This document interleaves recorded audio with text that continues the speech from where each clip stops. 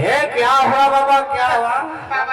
बाबा सात समुद्र 13 नई स्नान तर्पण सारी कंकड़ा हाड़े काली मठ परित्याग करी कांकड़ पाଳରେ पहुंचीछे बाबा जेहेतु कांकड़ पाଳ ग्रामवासी माने साधु सन्यासी की निमंत्रण करी जो पुरी भोजन देइछंती सेई राधा कृष्ण कांकड़ पाळी वासींकर मंगल करंतु बोल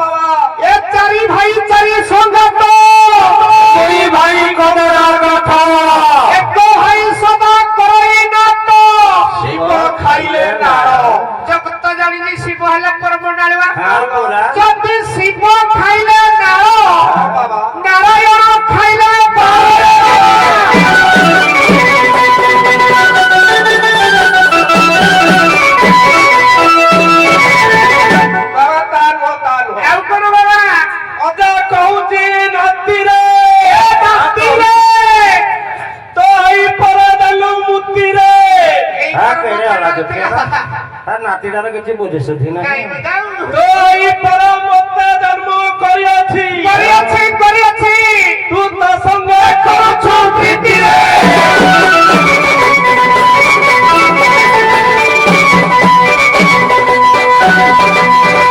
यदा पश्चान्ते रुक्म वर्ण कर्ता रमीश ब्रह्म जमी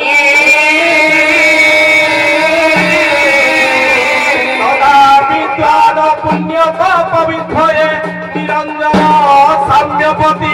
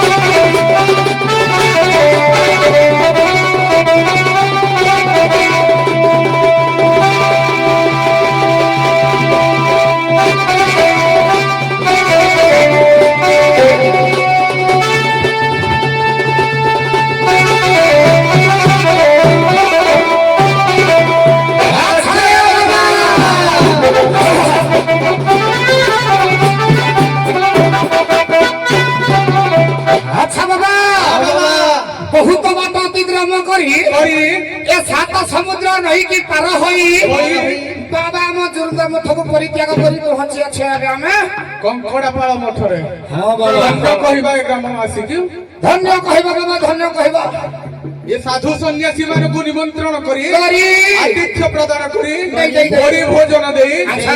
ଆତ୍ମସନ୍ତୋଷ କରିଥିବାରୁ ରାଧାକୃଷ୍ଣ ଜଗତ ପିତା ଜଗତ ମାତା ଆଚ୍ଛା। ଗ୍ରାମବାସୀ ମାନଙ୍କର ତଥା ଉପସ୍ଥିତ ଚତୁର୍ବର୍ଗରେ ଆମର ଦର୍ଶକ ବନ୍ଧୁ ମାନଙ୍କର ସର୍ବାରିଷ୍ଟ ଖଣ୍ଡନ କରି ମଙ୍ଗଳ ବିଧାନ କରନ୍ତୁ ବୋଲ ଆନନ୍ଦ କବାର।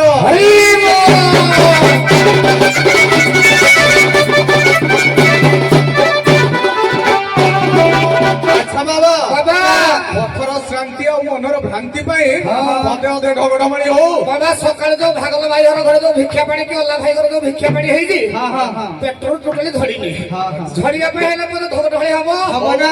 ହଁ ବାଗେଇକି ହବ ନା କେମିତି ହବ ୟା ବାବା ଏପଟେ ମେଲାକୁ ଏପଟେ ପୁଲା ବାବା ଏପଟେ ମେଲାକୁ ସେପଟେ ପୁଲା ଏ ପେଟରେ ରହିଲେ 50 ପିଲା ତମେ ଗଣିଥିଲ ବାବା ଛିଡ଼ିଲା ବାବା ପେଟରେ ରହିଲେ 50 ପିଲା ତାଙ୍କ ଭିତରେ ହେଲେ ଠେଲା ପେଲା ଯଦି ତାଙ୍କ ଭିତରେ ହେଲେ ଠେଲା ପେଲା ଯିଏ ବାହାରିଲା ସିଏ ମୋଲାରେ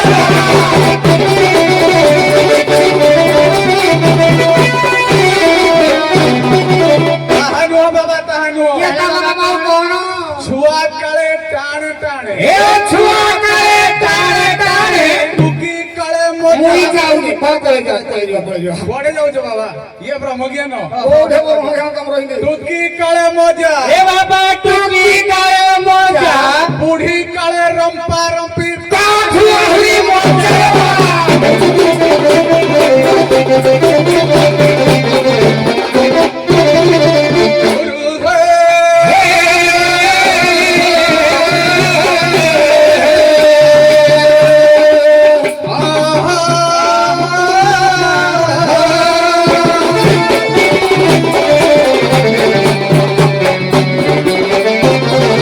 शून्य शून्य महाशून्य संध्यामध्ये निरामय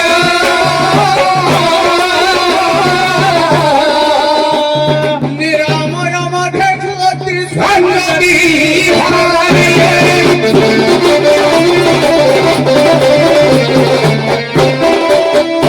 प्रथमे हाहाकार द्वितीय रे कारो हे तृतीय गणना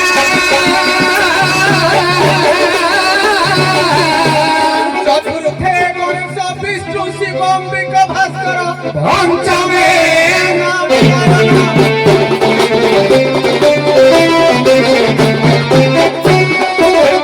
जय नारायण कमलार मन जगतरे तुमे बड़ बाबाजी हो जगतर तुहे बड़ जगतरे तुमे बड़ बाबाजी हो जगतर तुहे बड़ चारि जुगरे सत्य धर्म पारे बाबा हो दुष्ट जन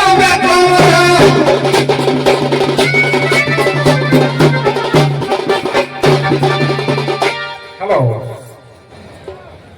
শুনে বাবা বাবা বাবা হলে তিনি রুশ বাবা খুশ বাবা কুশ বাবা তুমি কোউ বাবা বাহারছ হ্যাঁ ଆଜ୍ଞା ରୁଷ ବାବା ଖୁସ ବାବା ଫୁସ ବାବା তুমি কোউ বাবা বাহারছ କିଏ ଋଷିକି ପଳାଏ ସେ ରୁଷ ବାବା ତମେ କୋଉ ଆମେ ବାବା? ରୁଦ୍ର ସମ୍ପ୍ରଦାୟର ବାବା আচ্ছা বাবা তুমি ଆଜ୍ଞା ଦେଖନ୍ତୁ ଯଦି ଆମେ ଦଣ୍ଡ ଉପରକୁ ଯିବା ତାହେଲେ ଆମେ ରୁଦ୍ର ସମ୍ପ୍ରଦାୟ ଆଉ ଯଦି ଆପଣଙ୍କ କଥା ଉପରେ ଯିବା ଆମେ ଆଜ୍ଞା ଖୁସ ବାବା ଦିଲ ଖୁସ ସବୁବେଳେ ବହୁତ ବଢିଆ ହଉ ଠିକ ଅଛି ବାବା ଆଜି ଆମ କାଙ୍କଡପୋଳ ଗାଁର କିଟେ ଭାଗ୍ୟ ଯୋଉ ଗାଁରେ ସାଧୁ ସନ୍ତଙ୍କର ପାଦ ପଡେ ଓହୋ। ସେଇ ଗାଁ ପବିତ୍ର ଓ ପେଟ ଖାଇବା ପାଇଁ ପୁରେଇକି ନେଇଛି ଆଜ୍ଞା ହଁ, ହଁ। ଓହୋ ଗାଁ ଖଣ୍ଡେ ବାବା ଆପଣ ଯେତେବେଳେ ପ୍ରଥମେ ଆମ ଗାଁରେ ପହଞ୍ଚିଲେ ଗୋଟିଏ ଛୋଟିଆ ପିଲାଟାକୁ ଦେଖିଲେ ଆଜ୍ଞା କହିଲେ ଆରେ ପିଲା ତୋ ପରିଚୟ କଣ ପିଲାଟି ଉତ୍ତର ଦେଲା ବାପା ମୋର ବ୍ରହ୍ମଚାରୀ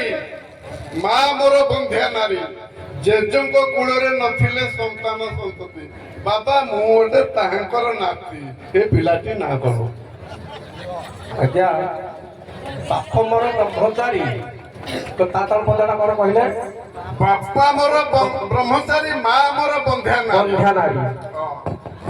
ପିତାରେ ମୋହର ଅନାଦି ପୁରୁଷ ମାତା ଆଦି ଶକ୍ତି ନାରୀ ଦୁତି ଯୁଗଳରୁ ଜନ୍ମ ଲଭିଲି କବି କଳା କୃତ୍ୟ ଧରି ସେ ପୁଅ ଜଣକ ହେଲେ ସନ୍ଥ ଭୀମ ଭୋଇ ସାରେ ଭାଇନାଙ୍କର ମତରେ ସନ୍ଥ ଭୀମ ଭୋଇ ହେଇପାରନ୍ତି ମଧ୍ୟ ମୁଁ ମନା କରୁନି ତାଙ୍କର ମତକୁ, କିନ୍ତୁ ମୋ କହିବା କଥା ହେଲା ମା ହଉଛନ୍ତି ବନ୍ଧ୍ୟା ନାରୀ, ପିତା ହଉଛନ୍ତି ଯୋଗାରୂଢ ପୁରୁଷ ସନ୍ନ୍ୟାସୀ।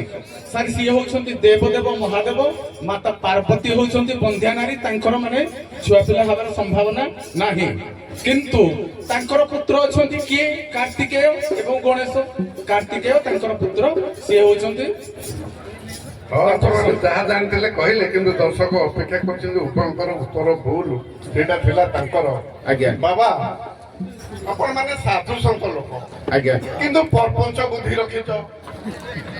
ଆଜ୍ଞା ଗୋଟେ ଝରଣା ପାଖରେ ବସିକି ଆଜ୍ଞା ବାବା ମାନେ ଧ୍ୟାନ କରୁଛନ୍ତି। ଧ୍ୟାନ କଲା ଭିତରେ ଗୋଟେ ଝିଣ୍ଟିକା ଆସି ତାଙ୍କ ଉପରେ ବସି ପଡିଲା। ଏଡେ ପ୍ରପଞ୍ଚ ବାବା ଏ ଝିଣ୍ଟିକାଟାକୁ ଧରି ତା ଗାଣ୍ଡିଆରେ କଣ୍ଟା ଗେଞ୍ଜି ଦେଲେ। ଆଜ୍ଞା ସେ ବାବା ଜଣକ କିଏ? ଆଜ୍ଞା ସେ ବାବା ଜଣକ ହଉଛନ୍ତି ଭୀଷ୍ମ। ସେ ବାବା ଜଣକ ହଉ ସାରେ କଣ ଗୋଟେ ଦେବେ କି? ହଉ ଆପଣ ମାନେ ଢଗରୁ ଆରମ୍ଭ କରିଥିଲେ, ଗୋଟେ ଲୋକାୟତ ଢଗ ମୁଣ୍ଡେ କହୁଛି ଉତ୍ତର ଦେବେ। ଯେଥିଲା କାଲି ଦେଢ ସୁର, ଯେଥିଲା କାଲି ଦେଢ ସୁର, ସେ ଆଜି ହେଲା ମୋ ବର, ରାତି ପାହିଲେ ସେ ହେବ ଦିଅର। ଟିକେ ବ୍ୟାଖ୍ୟା କରନ୍ତୁ। ଯେଥିଲା କାଲି ଦେଢ ସୁର, ସେ ଆଜି ହେଲା ମୋ ବର, ରାତି ପାହିଲେ ସେ ହେବ ଦିଅର।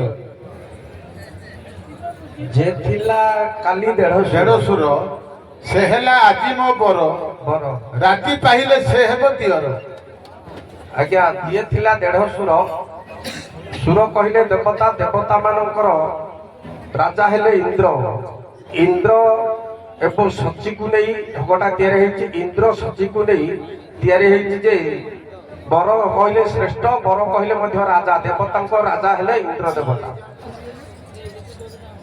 ଆଚ୍ଛା ଆଉ କହିବେ ନା ତାଙ୍କୁ ପାସ୍ କରିବା? ସେ କହିବେ କୁହନ୍ତୁ। ସାର୍ ଦେଖନ୍ତୁ, ଆପଣଙ୍କର ଏଇ ଯୋଉ ପ୍ରଶ୍ନଟି ଆପଣ ପଚାରିଲେ, ଏଇଠି ମହାଭାରତ ଅନିତ ହେଇଛି। ଦ୍ରୌପଦୀ ତାଙ୍କର ଦେଢଶୁର ହେବେ କିଏ? ଯୁଧିଷ୍ଠିର। ଭୀମ ହେବେ ସ୍ୱାମୀ, ପୁଣି ଅର୍ଜୁନ ହେବେ ଦିଅର। ଇଏ ସ୍ୱାମୀ ହଉଥିବେ, ପୁଣି ଦିଅର ହଉଥିବେ, ଦେଢଶୁର ହଉଥିବେ। ଯିଏ ସ୍ୱାମୀ ଥିଲେ, ଅର୍ଥାତ୍ ଯୋଉ ଦିନ ସିଏ ଯୁଧିଷ୍ଠିରଙ୍କ ପାଖରେ ରହିଲେ ସିଏ ସ୍ୱାମୀ ହେଲେ। ତା ପରଦିନ ଯେତେବେଳେ ଆସିଲେ ଭୀମଙ୍କ ପାଖକୁ, ଯୁଧିଷ୍ଠିର ଦେଢଶୁର ହେଇଗଲେ। ପୁଣି ଯେତେବେଳେ ଆସିବେ ଯୋଉ ଅର୍ଜୁନଙ୍କ ପାଖକୁ, ଦିଅର। ପୁଣି ତାଙ୍କ ପାଖରେ ରହିଲେ ସ୍ୱାମୀ। ଏଇଟା ସାର୍ ନାଇଁ ଠିକ ଅଛି, ମାନେ ମୀମାଂସା ଠିକ ରହିଛି, କିନ୍ତୁ ଜଣିଏ ଲୋକ ଯେଥିଲା କାଲି ଦେଢ ସୁର, ସେ ହେଲା ଆଜି ମୋ ବର, ରାତି ପାଇଲେ ସେ ହେବ ଦିଅର। ଜଣିଏ ଲୋକ ସେଇ ମାର୍ଗରେ ଜଣିଏ ଲୋକ। ସାର୍ ଆଉ ଥରେ କୁହନ୍ତୁ। ଯେଥିଲା କାଲି ଦେଢ ସୁର, ଆଜ୍ଞା ସେ ହେଲା ଆଜି ମୋ ବର, ଆଜ୍ଞା ରାତି ପାଇଲେ ସେ ହେବ ଦିଅର। ଯିଏ ଥିଲା ଆଜି ମୋର ବର। ହଁ, ଯେଥିଲା କାଲି ଦେଢ ସୁର, ସେ ହେଲା ଆଜି ମୋ ବର, ରାତି ପାଇଲେ ସେ ହେବ ଦିଅର। ଆଜ୍ଞା ଭୀମ। ତେଣୁ ଗୋଟିଏ ଅର୍ଥରେ ଆସିବ। ଭୀମ ଆଜ୍ଞା। ତେଣୁ ଯୁଧିଷ୍ଠିର ଅର୍ଜୁନ ହେବ ନାହିଁ, ଗୋଟିଏ ଅର୍ଥରେ ଭୀମକୁ ବୁଝାଯିବ। ଆଜ୍ଞା ଯେତେବେଳେ ଯୁଧିଷ୍ଠିରଙ୍କର ଇଏ ହେଲେ ପାଞ୍ଚପତି, ମାସକୁ 5 ଦିନ ନାରୀଙ୍କର ଋତୁମତି ହେଇଯାଏ, 25 ଦିନ 5 ଭାଗ କରନ୍ତି। ଯୁଧିଷ୍ଠିର ଗଲା ପରେ ତାପରେ ଆସିଲେ ଭୀମ, ଭୀମ ଆସିଲା ପରେ ତା ଆସିବେ ଅର୍ଜୁନ। ତେଣୁ ଅର୍ଜୁନ ପରେ ନକୁଳ ସହଦେବ, ତାପରେ ପୁଣି ଭୀମ ଆସିବେ। ତେଣୁ ଯେଥିଲା କାଲି ଦେଢ ସୁର, ଭୀମ ଯୋଉଦିନ ଦେଢ ସୁର ଥିଲେ, ତାମାନେ ଅର୍ଜୁନ ଯୋଉଦିନ ଯାଇଥିଲେ ଭୀମ ହେଲେ ଦେଢ ସୁର।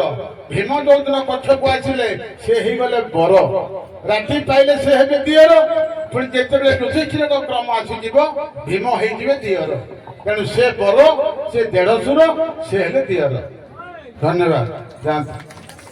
ହଉ ଦର୍ଶକ ବନ୍ଧୁ।